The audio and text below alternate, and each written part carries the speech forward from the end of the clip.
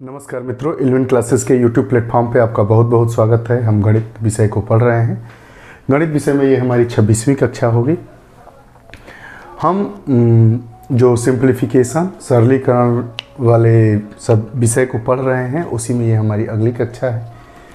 हमने अपने पिछले क्लास में पढ़ा था, ये हमारा 26वां क्लास है। हम सिंप्लीफिकेशन को पढ़ रहे हैं।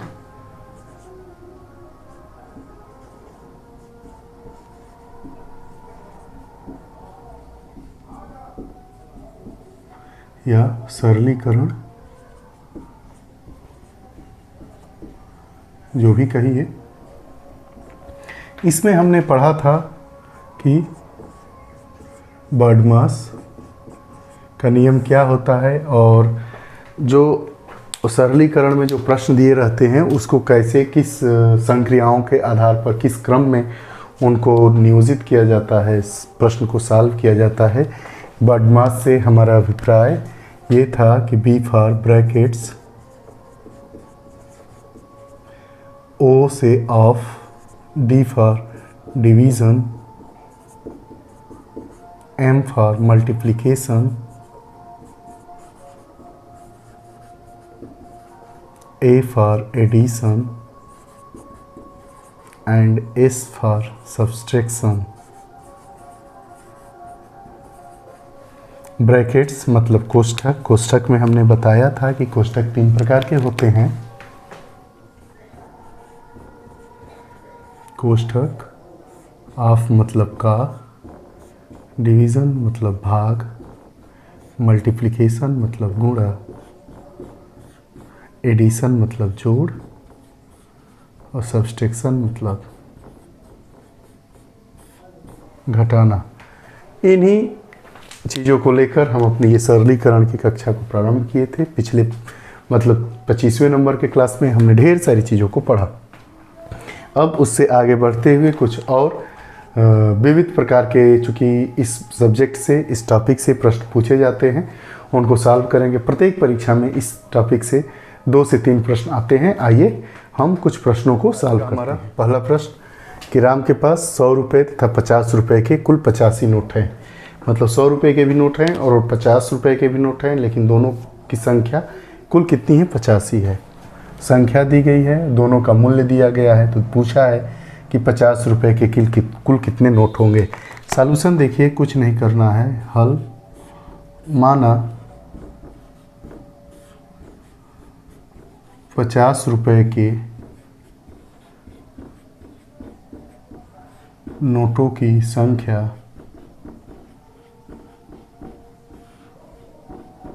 x है। कुछ भी मान लेंगे, ए बी सी डी, ए क ख ग घ एक्स वाई जेड, कुछ भी। तब 100 रुपये के नोट की संख्या कितनी हो जाएगी? टोटल 85 नोट है, उसमें 50 रुपये के x नोट है, तो 100 रुपये के नोट कितने हो जाएंगे? 85 में से x घटा देंगे। तो क्या किया गया? 85 माइनस x। ठीक। अब प्रश्नानुसार यहाँ पे देखेंगे, स्टेप वाइज स्टेप करते रहना है। अब प्रश्नानुसार दोनों के नोटों के मूल्य कितने हैं? 5000 रुपये के बराबर। तो हम क्या कर देंगे? 50 रुपये मतलब 50x धन 100 रुपये के कितने नोट हैं? 85 माइनस x बराबर कितना है? 5000। पता चला कैसे? 50 रुपये की नोटों की संख्या x है, तब इनका कुल मूल्य कितना हो गया? 50x। और 100 रुपये की नोटों की संख्या कितनी है? 85 माइनस x, तो इनका कुल मूल्य कितना हो जाएगा? 85 माइनस x गुणे 100। और इन्हीं दोनों नोटों का मूल्य मिलाकर कितना है? 5000 रुपये प्रश्न में दिया गया है। अब इसको सॉल्व करते हैं। इसको गुणा करेंगे, या 50x धन 8500 माइनस 100x बराबर 5000। यहाँ पे देखिए, 100 में 85 से गुणे 8500 और प्लस है माइनस माइनस। ठीक। अब आगे देखिए, यह 8500 माइनस 50x बराबर 5000। ये भी वैल्यू कितने में है? रुपया में है। रुपया में क्यों है? अब देखिए आगे, अब यहाँ पे माइनस 50x बराबर कितना हो जाएगा? ये प्लस है, इधर आएगा तो माइनस हो जाएगा, तो 5000 माइनस 8500 बराबर माइनस 3500। तो ये माइनस इधर भी माइनस इधर भी, तो माइनस माइनस कैंसिल हो जाएगा, तो x बराबर कितना हो जाएगा? 3500 बटा 50 बराबर 70। तो 50 रुपए की नोटों की संख्या कितनी निकल गई? 70। इसलिए 100 रुपया के नोटों की संख्या बराबर कितना माने थे? 85 माइनस x। यहाँ x की वैल्यू कितनी आ गई है? 70। तो 85 माइनस 70 बराबर 15। तो 50 रुपए के कितने नोट हैं? 70 नोट, और 100 रुपए के कितने हैं? 15 नोट। टोटल मूल्य 5000। अब उत्तर की जांच कर लेते हैं। देखिए तुरंत कि हमारा प्रश्न सही है कि गलत है। कैसे जांच निकल जाएगा? नोटों की संख्या जोड़ देंगे, तो 50 के नोटों की संख्या कितनी है? 70। 50 रुपए के नोटों की संख्या कितनी है? 70। और 100 रुपया के नोटों की संख्या कितनी है? 15। अब इनकी वैल्यू कितनी है? टोटल वैल्यू 5000 रुपये। तो 50 रुपये के 70 नोट बराबर कितना रुपया? 50 गुणे 70 बराबर 3500 रुपया, 3500 रुपया। और यहाँ 100 गुणे 15, 100 रुपये के 15 नोट 1500। टोटल मान कितना हो गया? 5000 रुपया। हमारा आंसर क्या आ गया? 5000। और नोटों की संख्या 70 धन 15 बराबर 85 नोट, और यहाँ पे रुपया। प्रश्न समझ में आया? राम के पास 100 रुपये तथा 50 रुपये के कुल 85 नोट है, जिनकी वैल्यू टोटल वैल्यू कितनी है? 5000 रुपये है। तो ज्ञात करना है कि 50 रुपये के कितने नोट थे। हमने क्या किया? 50 रुपये की नोटों की संख्या को x मान लिया है, क्योंकि 50 रुपये के ही नोट पूछ रहे हैं। तो 100 रुपये का कितना बचेगा? तो टोटल नोट 85 है, उसमें से x नोट इतने हैं, तो घटा देंगे तो वही 100 रुपये के नोट होंगे। इसके बाद हमने क्या किया? हमने ये किया कि इनकी कुल वैल्यू कितनी है? 5000 रुपये। तो संख्या, नोटों की संख्या, तो x नोट है 50 के, तो 50 गुणे x रुपया, और 100 के कितने हैं? 85 माइनस x रुपया बराबर 5000। हमने सॉल्व किया तो x बराबर 70 आ गया। तो मतलब 100 रुपये की नोटों की संख्या कितनी आ गई? 50 रुपये की नोटों की संख्या कितनी आ गई? ये 50 रुपये के नोटों की संख्या कितनी आ गई हमारी? 70। यहीं पर तो माने थे कि 50 रुपये की नोटों की संख्या कितनी है? x। तो x की वैल्यू कितनी आ गई? 70। तो 50 रुपये की नोटों की संख्या कितनी है? 70। और 100 रुपये की निकाल देंगे, 85 माइनस x, 85 माइनस 70, 15 नोट इनके आ गए। उत्तर की जांच भी हमने कर ली। 50 रुपये के 70 नोट, टोटल वैल्यू 3500 रुपये, 100 रुपये के 15 नोट, टोटल वैल्यू 1500 रुपये। टोटल ऐड कर दिया 3500 और 1500, 5000 रुपये हो गया। और नोटों की संख्या 70 धन 15 कितना हो गया? आपका 85 नोट। हमारा ये प्रश्न सही है और सॉल्व किया गया। समझिए। आइए अगला प्रश्न देखिए। व्हाइट बोर्ड पे 3 प्रश्न हैं। तीनों प्रश्नों को बारी बारी से सॉल्व करेंगे, और तीनों 3 तरह के प्रश्न हैं। इसके पहले हमने 1-2 प्रकार के प्रश्नों को पढ़ाया। देखिए पहला प्रश्न क्या है? किसी संख्या के 3/4 तथा 4/7 का अंतर कितना है? 100 है। वह संख्या ज्ञात कीजिए। दूसरा सवाल क्या है? 9 से ही 1/9 में से 3 से ही 2/3 घटाने पर प्राप्त अंतर को 450 से गुणा करने पर क्या होगा? और तीसरा सवाल है 1/2 भागा 1/2 का 1/2 बटा 1/2 का 1/2 धन 1/2 भागे 1 से ही 1/2 बटा 1 से ही 1/3 को सॉल्व करने पर क्या हमारा आंसर प्राप्त होगा? पहले प्रश्न से सॉल्व करते हैं। देखिए पहला प्रश्न हल 1। पहले प्रश्न का हल। किसी संख्या, तो माना की संख्या क्या है? माना संख्या a है। मान लिए कि संख्या क्या है, a है। अब 3/4 और 4/7 का, अब a का 3/4 क्या होगा, 3a/4 और a का 4/7 दिया है ना, 4/7 क्या होगा, 4a/7। अब दोनों का अंतर मतलब दोनों का घटाना, प्रश्नानुसार ध्यान से देखना है। 3a/4 माइनस 4a/7 अंतर कितना है, 100 है। आपको बताया गया है कि पहले क्या निकालेंगे, एलसीएम निकालेंगे। 4 7 का एलसीएम कितना होगा, 28 होगा। 4 में 28 से भाग देंगे, 7 बार जाएगा तो 7 का 21a माइनस 7 4 चौका 16a बराबर कितना होगा, 100।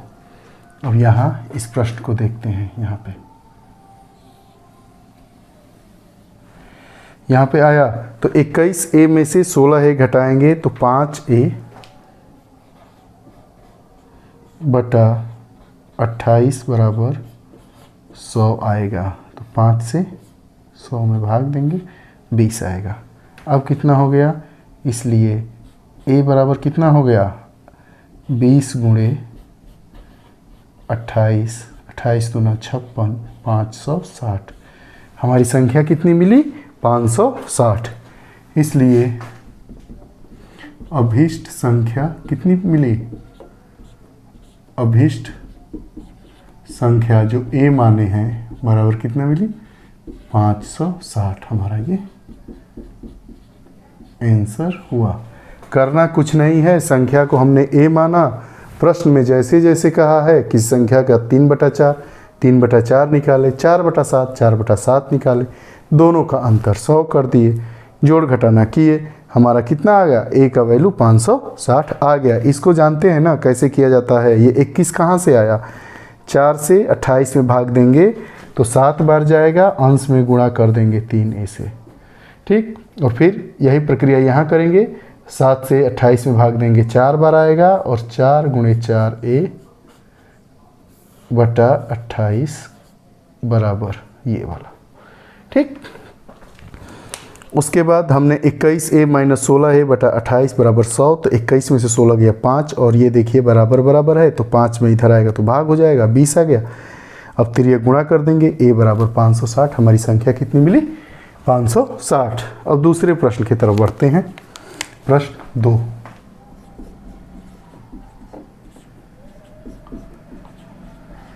हल करेंगे इसको। दूसरे का देखिए, 9 सही 1/2, 9 में से 3 सही 2/3 घटाने पर प्राप्त अंतर को 450 से गुणा करेंगे। क्या कह रहा है कि 9 सही 1/9 में से 3 सही 2/3, 3 सही 2/3 को घटाने के बाद जो मिल रहा है उसमें 450 से गुणा करेंगे तो हमें क्या मिलेगा। बहुत आसान है, या इसको क्या करेंगे, 9 9 81, 1 82/9 माइनस 11/3 गुणे 450। इसको समझिए कैसे किया गया। क्या किया जाता है, इसका इसमें गुणा करते हैं, 9 में 9 से गुणा किए 81 और अंश को जोड़ देंगे, वही अंश में होगा। देखिए कैसे, धन 1/9 और यहाँ क्या हो जाएगा, 3 3 का 9, 3 गुणे 3 धन 2, 3 गुणे 3 धन 2 हर हमेशा बराबर रहता है। वही बात यहाँ पे लिखी गई है, 9 9 81 और 1 82/9 माइनस 3 3 का 9, 2 11/3 गुणे 450। अब देखिए ये क्या हो जाएगा, इसका एलसीएम हम लेते हैं तो क्या होता है 9, ये कितना हो गया 82 और ये 3 3 का 9, 11 3 33। अब बराबर यहाँ पे क्या लिखेंगे, या 82 में से 33 को घटाएंगे तो 12 में से 3 गया 9 और यहाँ क्या बचा, 7 में से 3 गया 4/9 गुणे 450। अब देखिए क्या करेंगे, 9 5 45, 50 बार गया बराबर हमारा क्या हो जाएगा, 1 शून्य यहाँ, 5 9 45, 4 5 का 20, 4 24, यही हमारा क्या हुआ, अभिष्ट उत्तर हुआ, अभिष्ट संख्या। आया समझ में? कुछ नहीं करना है, जैसे जैसे प्रश्न को सॉल्व बताया गया है इसमें वैसे वैसे सॉल्व करना है। कहा है कि 9 सही 1/9 में से 3 सही 2/3 घटाने पर प्राप्त अंतर को 450 से गुणा करने पर क्या प्राप्त होगा। तो हल 9 सही 1/9 में से 3 सही 2/3 को घटा के 450 से गुणा कर दिए। हमने मेथड को देखा कैसे किया जाता है, इसको P/Q के फॉर्म में करेंगे। P/Q के फॉर्म में लाने के लिए क्या करते हैं, तो 9 में 9 से गुणा कर देंगे, धन 1 जोड़ देंगे जितना अंश में रहेगा और हर सेम रहेगा। यही हमने काम किया। 9 × 9 धन 1, यहाँ पे 3 × 3 धन 2 गुणा किए, यहाँ 82/9 माइनस 11/3 घटा दिए, 49/9 गुणे 450, 9 से 450 में भाग दिए, 50 बार गया और 50 में 49 से गुणा किए, 2450 आया। यही हमारा क्या हुआ, अभिष्ट संख्या, यही हमारा उत्तर हुआ। अगला सवाल देखिए, तीसरा प्रश्न 3 का हल।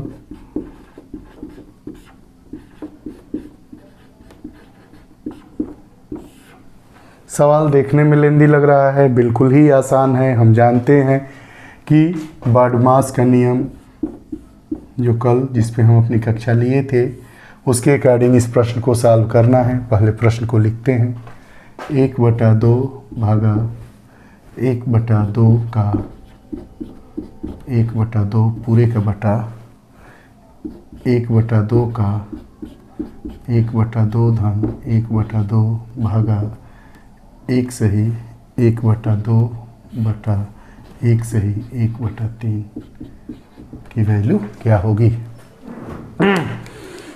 ओ मतलब ऑफ, मतलब का की क्रिया।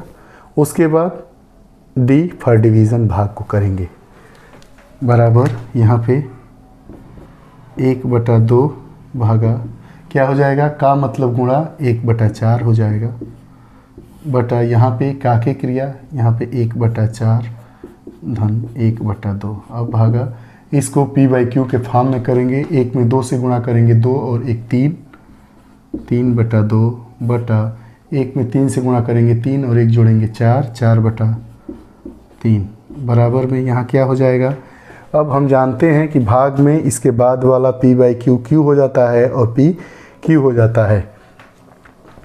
तो यहाँ पे हम क्या हो जाएगा, यहाँ पे हमारा हो जाएगा, देखिए दूसरे पेन से लिखते हैं ताकि मिले ना, यहाँ पे कर देते हैं, देखिए बराबर 1/2 गुणे 4/1 बटा यहाँ LCM 4 होगा, यहाँ पे 4 होगा, यहाँ 1 हो जा, यहाँ 2 होगा, भागा यहाँ पे क्या होगा 3/2 गुणे 3/4। पलट जाती हैं चीज़ें नीचे से, अगर ऊपर जाएगा तो क्या हो जाएगा, हर अंश हो जाता है और अंश हर में ही रह जाता है। अब इसको आगे करेंगे, 1/2 ये 2 से भाग दिए, 4 में 2 बार गया, नीचे 2 बचा और नीचे 3/4 बचा, 2/3/4 भागा कितना बचेगा, 3 3 का 9/8। अब ये ऊपर चला जाएगा, मतलब 4 कहाँ आ जाएगा, 2 के साथ आ जाएगा, तो 2 गुणे 4/3, ये 3 बचा और ये क्या होता है, भाग के बाद वाला पलट जाता है, अर्थात हर अंश में हो जाएगा और अंश हर में आ जाएगा, गुणे 8/9। ये हमारा क्या मिल गया, 48 नहीं गलती हो गया, 2 चौका 8 8 के 64/27। ये हमारा क्या हुआ, आंसर हुआ। एक बार देखिए इसको ध्यान से कैसे किया गया है। हम जानते हैं कि भाग में यहाँ पे थोड़ा सा हिंट लीजिए आप, ये आप लोगों को नहीं समझ में आ रहा होगा, ये वाला जैसे 1/2 है तो क्या लिखते हैं, 1/2 क्या हो गया, ये हमारा 2, इसको ऐसे भी तो लिख सकते हैं। अब देखिए 2 पलट गया ना, 2 अंश में था हर में आ गया, वैसे ही 1/2 भागा 1/4 जब यहाँ पे हमारा है तो क्या हो जाएगा, भागा वाला जो डिवीजन वाला साइन है, उसके बाद जो p/q के फॉर्म में दिया गया है उसमें p के जगह पे q आ जाएगा और q के जगह पे p आ जाएगा। तो ये हमारा क्या हो जाता है 1/2 गुणे 4/1। यही समझना है। ऐसे ही हमने सॉल्व किया तो 1/2 गुणे 4/1, नीचे 4 और 2 का एलसीएम 4 हुआ। 4 में 4 से भाग दिए 1 बार गया, 1 में 1 से गुणा किए 1 बचा, 2 से 4 में भाग किए 2 बार गया, 2 में 1 से गुणा किए 2 हुआ। आगे भाग का निशान है, ये बताया ही गया है कि भाग के बाद वाला जैसे यहाँ पे भाग था, ये चीज़ें क्या होती है सामने वाली चेंज हो जाती है। इसको ऐसे भी अगर आप देखेंगे यहाँ पे इस वाले फॉर्म को यहाँ पे बता रहे हैं 3/2 बटा मतलब भाग 4/3, तो क्या हो जाएगा 3/2 गुणे 3/4। वही हमने क्या किया है यहाँ पे लिखा है, ये हो गया। उसके बाद बराबर 2 यहाँ ऊपर बचा, भाग दे दिए 3/4 भागा 9/2। अब फिर क्या हो गया 4 ऊपर आ गया 3 नीचे, हमने किया 64/27। इसको एक बार और करेंगे तो 27 दूना 54, 2 बार जाएगा 10 शेष बचेगा। तो हमारा आंसर क्या हुआ 2 सही 10/27 हमारा आंसर हुआ। बाकी ये अगर आप समझ गए हैं तो इसको हम मिटा देंगे, ये आपके समझाने के लिए किया गया था।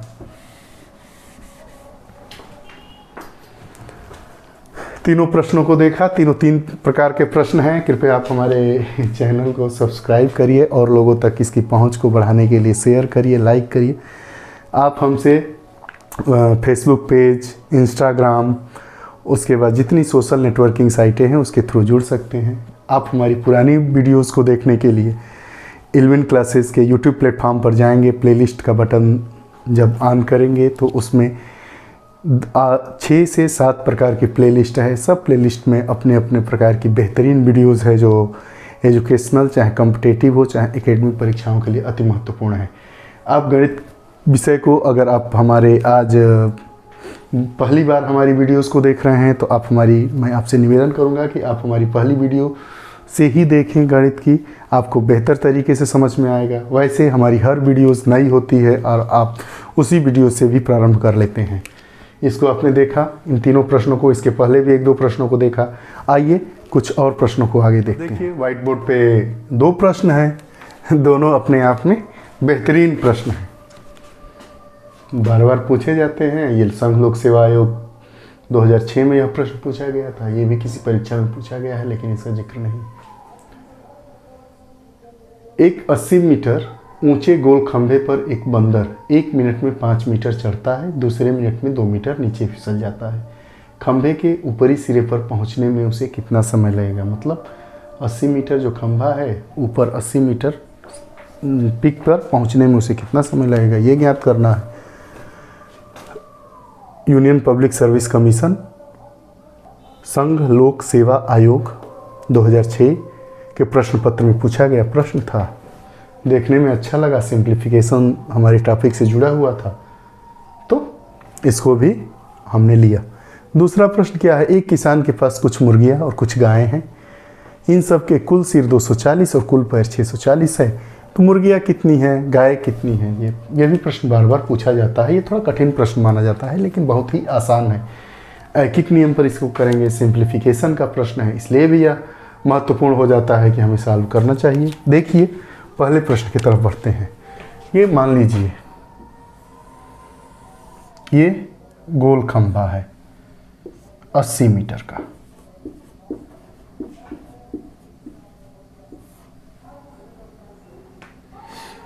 जब लास्ट में वो चढ़ जाएगा तो जो भी हमारा अंतिम मिनट रहेगा उसमें वो कितना चढ़ेगा?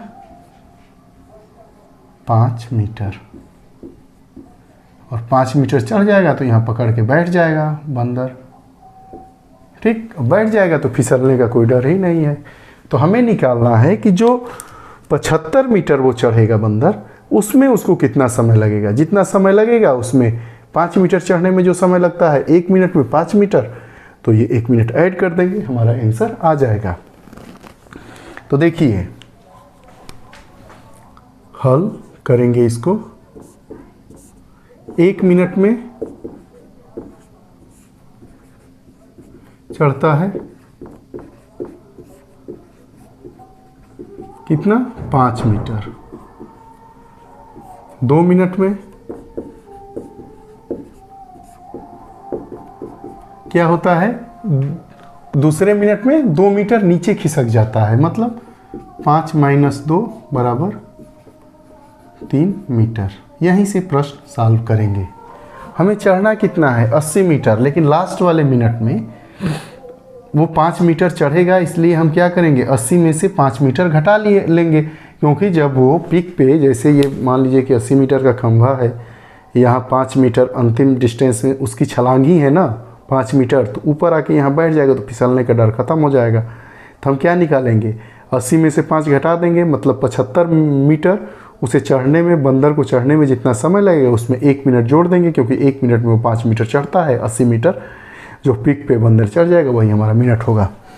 और कुल ऊंचाई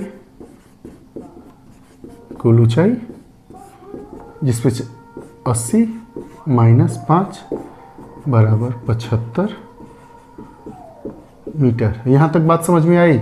पहले मिनट में 5 मीटर, दूसरे मिनट में 3 मीटर नीचे 2 मीटर नीचे खिसकता है, तो 2 मिनट में कितना चढ़ा 3 मीटर। मान लीजिए कि पहले मिनट में ये 5 मीटर चढ़ा और दूसरे मीटर में 2 मीटर खिसक के आ गया कहाँ पे 3 मीटर पे। तो चूंकि अब ऐकिक नियम का ये सवाल सॉल्व कर देंगे, सिंप्लीफिकेशन का बहुत ही बेहतरीन सवाल है। चूंकि 75 मीटर है ना, तो समय निकालना है, तो समय लास्ट में लिखें। चूंकि 3 मीटर चढ़ने में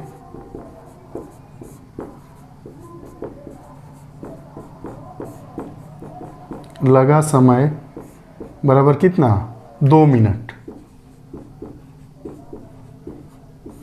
इसलिए 1 मीटर चढ़ने में लगा समय 3 मीटर 2 मिनट में चढ़ता है, तो 1 मीटर कम में होगा तो भाग होगा 2/3 मिनट। हमें चढ़ना कितना है 75 मीटर, इसलिए 75 मीटर चढ़ने में लगा समय कितना होगा 2/3 गुणे 75 बराबर 3 से 25 दूनी 50। हमारा कितना आ गया 50 मिनट।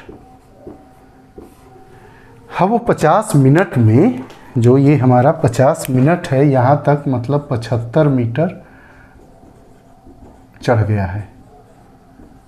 ठीक है, अब बचा कितना है 5 मीटर, तो अब अगली छलांग लगाएगा तो ऊपर पीक पे जाके पकड़ लेगा। तो इसलिए कुल समय बराबर 50/1 मिनट बराबर 51 मिनट। और कुल ऊंचाई कितनी हो जाएगी, यहाँ पे समझ लीजिए। कुल ऊंचाई 50 मिनट में कितना चढ़ा है 75 मीटर, और 1 मिनट में कितना चढ़ता है 5 मीटर धन 5 मीटर बराबर 80 मीटर। इसलिए अभिष्ट समय हमारा कितना हुआ 51 मिनट।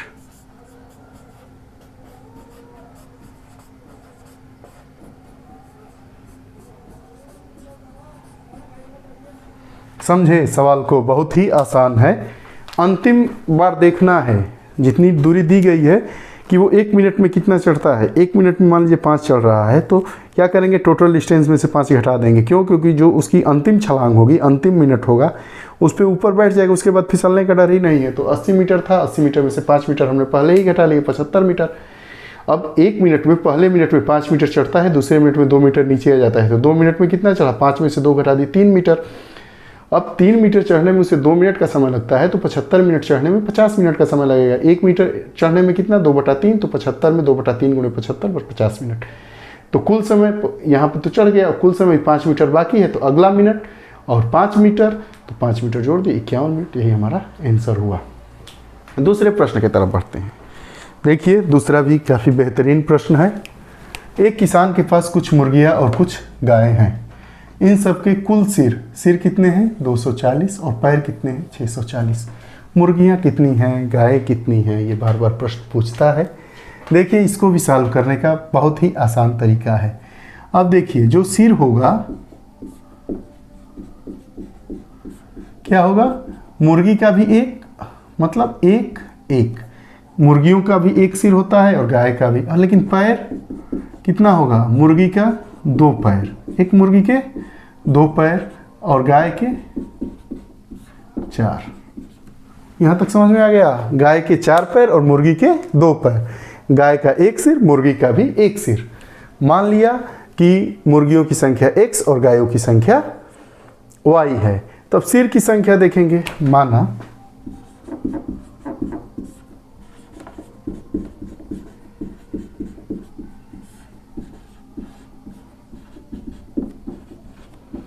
माना मुर्गियों की संख्या x,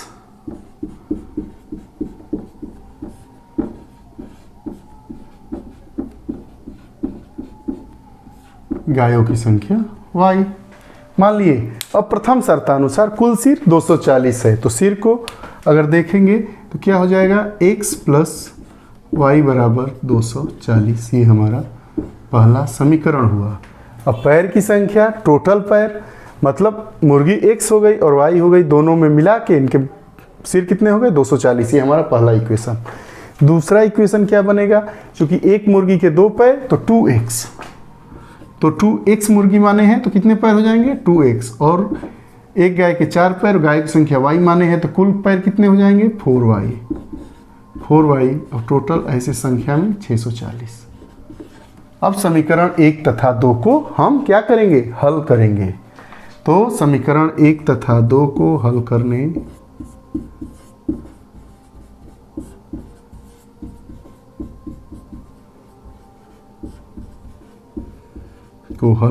पर क्या करेंगे, बराबर करना पड़ता है, ताकि क्या हो, चीज़ें कट जाए तो एक आ जाएगा, एक कट कैंसिल हो जाएगा तो वैल्यू फाइंड आउट हो जाएगी। हमें मुर्गियों की संख्या पता करनी है, इसलिए y को ही हम चाहेंगे कि क्या हो, कैंसिल हो। इसलिए हल करने पर समीकरण 1 में 4 से गुणा करने पर, समीकरण 1 में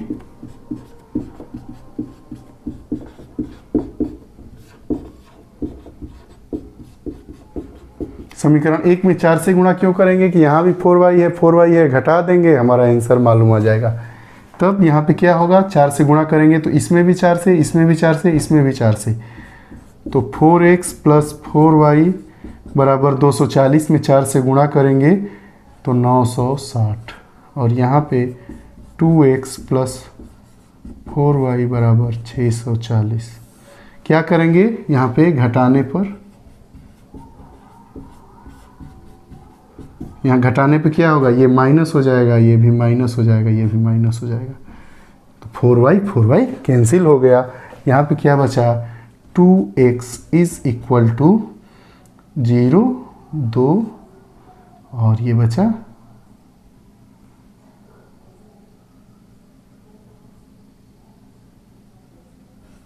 3। कितना बचा, 0, 2, 3, तो x बराबर क्या हो जाएगा, इसलिए x बराबर 302 बटा 2 बराबर 160। मुर्गियों की संख्या कितनी आ गई, 160, इसलिए मुर्गियों की संख्या बराबर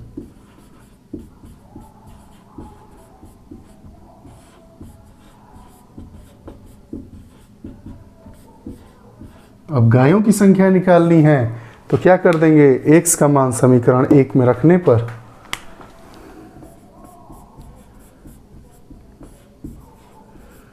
गायों की संख्या y बराबर 240 माइनस 160 बराबर 80। आंसर की जांच भी कर लेते हैं। अब मुर्गी की संख्या 160 है, तो मुर्गी की संख्या 160 यहाँ पे, तो पैर कितने हो जाएंगे 320, और गायों की संख्या 80, तो पैर कितने हो जाएंगे 320, यहाँ 2 से गुणा करेंगे, यहाँ 4 से गुणा करेंगे, 640 पैर हो गए। इसका मतलब आंसर हमारा सही है। सिर मिला दीजिए, 160 और 80 240 सिर, दोनों हमारा जो इक्वेशन है, प्रश्न है वेरी कर रहा है, मतलब समानता है, इक्वल है, तो हमारा प्रश्न सॉल्व हो गया। क्या किया गया, कुछ नहीं करना है, मुर्गी के पैर 2 होते हैं, गाय के पैर 4 होते हैं, सिर मुर्गी का 1, गाय का 1, मान लिए कि मुर्गियों की संख्या x है, गायों की संख्या y है।